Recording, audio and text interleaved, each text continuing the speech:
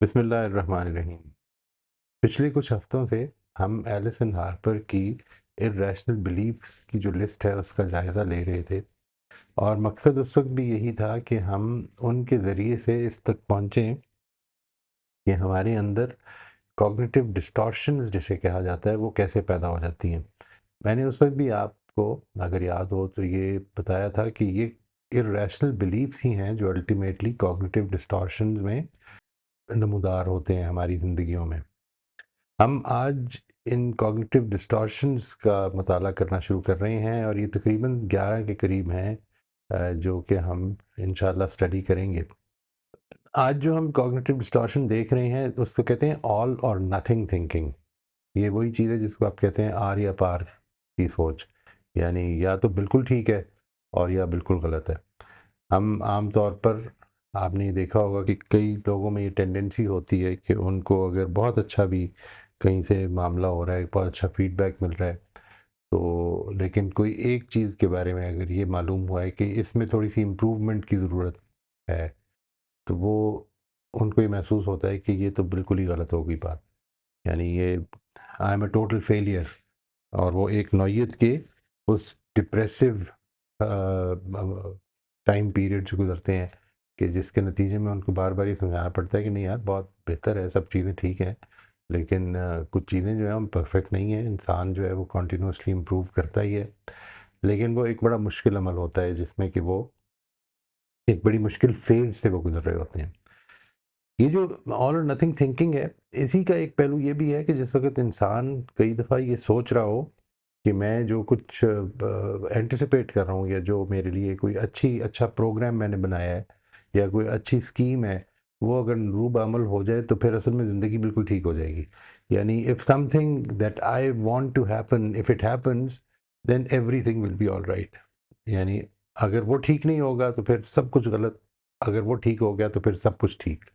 ये जो एस्पेक्ट है ये ऑल और नथिंग थिंकिंग में होता है। जिन चीज़ों में आप अच्छे होते हैं, जो आपकी स्ट्रेंथ्स होती हैं, जो आपके लिए इस वक़्त खुदा की ब्लेसिंग्स हैं, उन पर हम तवज्जो नहीं दे रहे होते और जो चीज़ें हमारे लिए ज़रा सी मिसिंग हैं, उसके ऊपर हम बैठे होते हैं। ये जो ऑल और नथिंग थिंकिंग है, ये किन इर्रेशनल बिलीफ्स के नतीजे में पैदा होता है, हम इसको भी एक इस पर भी एक नज़र डाल लेते हैं। यानी आपके सामने ही मैंने एक लिस्ट रख दी है। ये आपको याद होगा कि हमने वो सारे इर्रेशनल बिलीफ जो कि उस वक्त स्टडी किए थे 10 के 10 मैंने इधर यहाँ पे लिख दिए हैं। इनमें से जिन इर्रेशनल बिलीफ्स के ऊपर ये ज़्यादा इम्पैक्ट कर यानी ज़्यादा इम्पैक्ट करते हैं इस पर, वैसे तो एक बात उसूली तौर पर ये समझ लीजिए कि ये सारे ही इर्रेशनल बिलीफ जो हैं वो ऑलमोस्ट सारी ही कॉग्निटिव डिस्टॉर्शंस के ऊपर किसी न किसी पहलू से इम्पैक्ट करते हैं। लेकिन कुछ ऐसे हैं जो डायरेक्टली इम्पैक्ट करते हैं, मैं उनको यहाँ पर लेके आ रहा हूँ। ये 4 जो हैं, ये वाले इर्रेशनल बिलीफ्स हमारी इस कॉग्निटिव डिस्टॉर्शन के ऊपर ऑल और नथिंग थिंकिंग के ऊपर बहुत ज़्यादा इम्पैक्ट करते हैं। ये पहला बिलीफ ये कि आई must be competent and achieve in all possible respects. जब मेरा बिलीफ ही ये है कि जो कुछ मैं कर रहा हूँ, मुझे उसमें बहुत कॉम्पिटेंट होना चाहिए एंड और उसमें हर चीज़ में मुझे अचीवमेंट शो करनी चाहिए। तो अगर ये मेरा बिलीफ है तो फिर तो लाज़िमन ज़िंदगी मेरे लिए टफ़ ही होनी है। ऑल और नथिंग थिंकिंग मतलब मैं जो कुछ भी कर रहा हूँ उनमें से एक चीज़ ही मिसिंग है तो मेरा मेरा जो ये बिलीफ है ये आड़े आ जाता है उसको एक्सेप्ट करने से। दूसरी चीज़, दूसरा बिलीफ ये कि things are awful, terrible, horrible and catastrophic when things are not going how I want them to. मैं ये चाहता ये था कि मैं हर चीज़ में सबसे बेहतर हूँ, मैं जो कुछ कर रहा हूँ मेरे लिए हर वो प्लान जो मैंने बनाया हुआ है वो पूरा हो, और अगर एक भी चीज़ उसमें से ठीक नहीं हुई तो things have gone become catastrophic.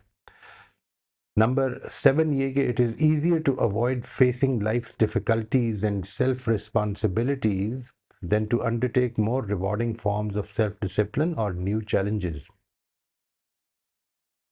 अगर मुझे जो कुछ मैं कर चुका हूँ, उसमें मैं एक्सेप्टेबल नहीं हूँ या मेरा उस लेवल पे नहीं हूँ, तो मुझे इसके बाद इस चैलेंज को मीट करने में कि मैं बेहतर हो जाऊँ, इसलिए कि उसमें भी रिस्क है। एक तो ये कि it is going to create discomfort कि मैं उसमें मज़ीद मेहनत करूँ, मज़ीद प्लान करूँ, उसके बारे में एक प्रोग्राम बनाऊँ डेवलप करने में। तो इस सब कुछ से बेहतर है कि मैं आराम से सो जाऊँ। यानी ये वाला अगर बिलीफ है तो उधर भी, क्योंकि because I have not been able to achieve that, तो बजाय इसके कि मेरा तवज्जो मेरी जो है वो इस तरफ को चली जाए कि अब मैंने इस एस्पेक्ट पे मेहनत करनी है, मैं इस पे फ्रेट करने लग पड़ता हूँ कि अगर नहीं हुआ तो फिर नहीं हो सकता। और आखिरी इसमें जो हमारे सामने एक्टिव होता है इर्रेशनल बिलीफ, वो ये है कि happiness can be achieved through inaction और passively enjoying oneself without committing to others. यानी ज़िंदगी में जो कुछ भी खुशी है वो असल में हमारे अंदर से नहीं, हमारी मेहनत से नहीं, हमें सेटिस्फैक्शन, फुलफिलमेंट, हैप्पीनेस ये इधर से नहीं आती, बल्कि ये आती है या नहीं आती है। यानी अगर किस्मत में है तो आ जाएगी और अगर किस्मत में नहीं है तो नहीं आएगी। ये वाला जब एस्पेक्ट हो जाता है तो फिर we can only cry about what we could not achieve. ये हमारे जो डिस्टॉर्शंस हैं, ये जो इरेशनल बिलीफ हैं, ये ऑल और नथिंग थिंकिंग पर मुंतज हो जाते हैं। एंड एटीट्यूड ऑफ ये मैं इसके साथ आपके सामने ऑल और नथिंग थिंकिंग को जिस तरह एक्सप्लेन किया जाता है आमतौर पे वो भी बयान कर देता हूँ ताकि वो आपके रिकॉर्ड में रहे। And attitude of unwillingness to accept the existence of middle ground. There is no middle ground. ऐसा नहीं कि मैं 60% नंबर अगर आ गए हैं तो मैं खुश हूँ, नहीं, या 90% भी आ गए हैं तो खुश हूँ।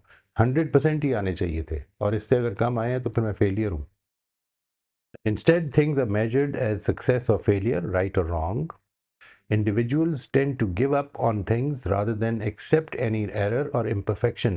हम हार मानने में, अगर हम बिल्कुल अच्छे नहीं हैं इस वक्त के मुकाबले में जो हमने अपने जहन में रखा हुआ है उसमें we are not successful, then we should just leave this field. One tells oneself that if he's not a complete success, then he's a total failure, a zero. All or nothing thinking forms the basis for perfectionism. It causes you to fear any mistake or imperfection because you will then see yourself as a complete loser and you will feel inadequate and worthless. Absolutes do not exist in this universe because most of the time nobody is an absolute perfect person. Nobody is perfect. No phenomena is perfect. So if you try to force your experiences into absolute categories, you will be constantly depressed because your perceptions will not conform to reality. Reality ये है कि इंसान अपनी गलतियों के बावजूद भी बहुत महबूब है, बड़ा, हम उससे बड़ी मोहब्बत करते हैं, लेकिन चूंकि उसकी परसेप्शन ये बन चुकी है कि मैंने या तो परफेक्ट होना है या कंप्लीटली अनलवेबल हूँ मैं। अगर कोई भी चीज़ मेरे अंदर ऐसी है जो किसी को पसंद नहीं आई तो I am total total failure in getting the love of people. तो अगर ये सिचुएशन है तो इसके नतीजे मेरी परसेप्शन ये बन जाती है कि जिन जगहों पर मैं एक्सेप्टेबल मिस्टेक्स हैं, कुछ गलतियां हो रही हैं, कुछ कमियां भी हैं इंसान में, हर में किस में नहीं है, तो इस जगह पर खड़ा हो सकूं, नहीं, मेरे लिए ये परसेप्शन बन जाती है कि I am unlovable, I am a total failure as far as my relationships are concern. तो ये परसेप्शन जो हैं ये आपके लिए तकलीफ देह बन जाती हैं। It causes depression. You will set yourself up for endless disappointment because whatever you do will never meet your exaggerated expectations. हमारी जो एक्सपेक्टेशंस हैं वो इस बिलीफ की वजह से इतनी हाई हो जाती हैं कि जिसके नतीजे में ज़िंदगी हमारे लिए मुश्किल हो जाती है। It becomes a series of an endless series of disappointments. इसके बाद जो मैं चाहता हूँ कि आपके सामने कुछ एग्जांपल्स भी इसकी ले आई जाएं, जो हमारा ये इरेशनल बिलीफ नंबर 1 है, आई एम सॉरी, जो कॉग्निटिव डिस्टॉर्शन नंबर 1 है, कि ऑल और नथिंग थिंकिंग की कुछ एग्जांपल्स आपके साथ शेयर कर ली जाएं। सबसे पहली एकेडमिक या वर्क लाइफ से रिलेटेड जो है वो ये कि if I don't get an A on this test I am a total failure. If I make one mistake in this report, I'll get fired. If I'm not the best at this task, I'm worthless. Relationships में देखिए कि if my partner forgets something important, they don't love me at all. मैंने इसको काफ़ी कुछ लोगों ने मेरे से बात करते हुए कहा कि when my husband forgot my our marriage anniversary या my birthday, तो मेरे लिए वो इम्पोर्टेंट है। अगर एक चीज़ मेरे लिए इम्पोर्टेंट है और दूसरा इग्नोर कर रहा है तो फिर तो he does not love me. यानी देखिए पूरी की पूरी मोहब्बत ही की नफ़ी हो गई। यानी जो चीज़ जिस नज़र से मैं देख रही हूँ, अगर वो इस एस्पेक्ट को मेरी नज़र से नहीं देख पा रहा है तो फिर असल में वो मेरे से मोहब्बत ही नहीं करता। Either we are completely in sync और दिस रिलेशनशिप इज़ डूम्ड। या तो हम हर चीज़ में एक दूसरे के साथ खड़े हैं, इत्तेफाक करते हैं, या फिर ये रिलेशनशिप बेड़ा गर्क हो चुका है।